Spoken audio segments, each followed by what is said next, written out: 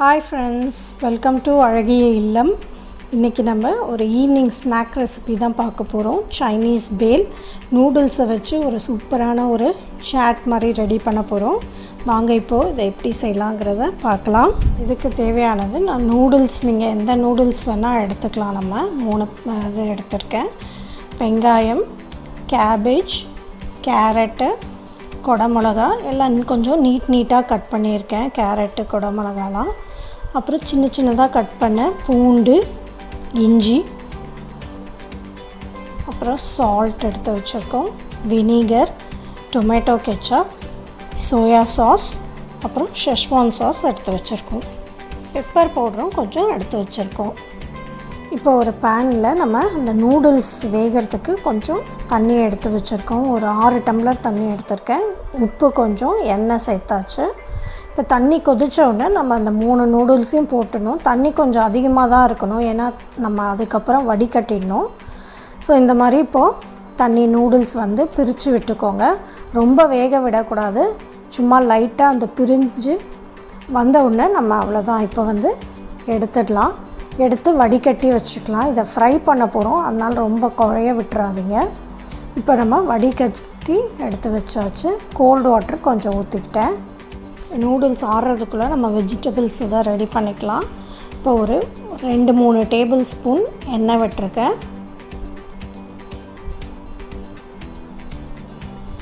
எண்ணெய் கொஞ்சம் காஞ்ச உடனே பூண்டு கட் பண்ணி வச்சுருக்க பூண்டு, இஞ்சி இதில் சேர்த்து நல்லா வதக்கிக்கலாம்.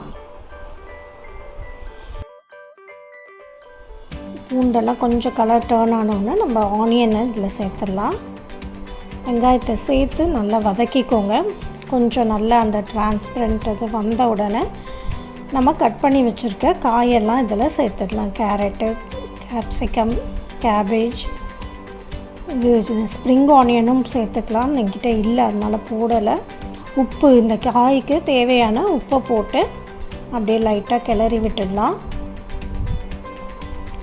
இது கொஞ்சம் ஸ்டர் ஃப்ரை ஆகிற மாதிரி நம்ம வதக்கிக்கிட்டே இருக்கணும். தண்ணிலாம் எதுவும் விட போகிறதில்ல.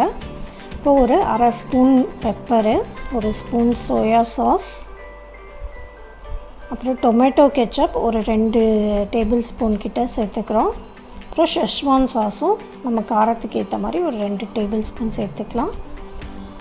கொஞ்சமாக வினிகர் சேர்த்துருக்கேன். இப்போ எல்லாத்தையும் நல்லா அப்படியே போட்டு வதக்கி விட்டுக்கலாம். அவ்வளோதான். அந்த காயெலாம் ரொம்ப வேகணும்னு கிடையாது. நமக்கு அந்த கிறிஸ்பினஸ் கொஞ்சம் மெயின்டைன் ஆனால் நல்லாயிருக்கும். அவ்வளோதான். இப்போ நமக்கு இந்த சாஸ் இது ரெடி ஆகிடுச்சு. இப்போ ஒரு பேனில் எண்ணெய் வச்சுருக்கேன். நம்ம வேக வச்சு எடுத்த அந்த நூடுல்ஸை இதில் போட்டு நம்ம நல்லா ஃப்ரை பண்ணி எடுத்துக்க போகிறோம். பாருங்கள், நல்லா கிறிஸ்பி ஆகிற வரைக்கும் நம்ம ஃப்ரை பண்ணி கொஞ்சம் கலர் டர்ன் ஆனவுடனே எடுத்துடலாம். இப்போ பாருங்கள், நல்லா கிறிஸ்பி ஆகிடுச்சு நூடுல்ஸு. கொஞ்சம் ஆறின உடனே நம்ம சர்வ் பண்ணுறதுக்கு ஒரு பவுலில் அந்த கிறிஸ்பியான நூடுல்ஸ், ஃப்ரை பண்ண நூடுல்ஸை எடுத்து கொஞ்சம் உடச்சிக்கலாம். அப்புறம் நமக்கு தேவையான அந்த வெஜிடபிள் சாஸ் கலந்த இதோடு சேர்த்து கலந்துட வேண்டியதுதான். அவ்வளோதான். நமக்கு சைனீஸ் பேல் சூப்பராக ரெடி ஆகிடுச்சு. ரொம்ப டேஸ்டியாக இருந்தது. ட்ரை பண்ணி பாருங்கள். நன்றி.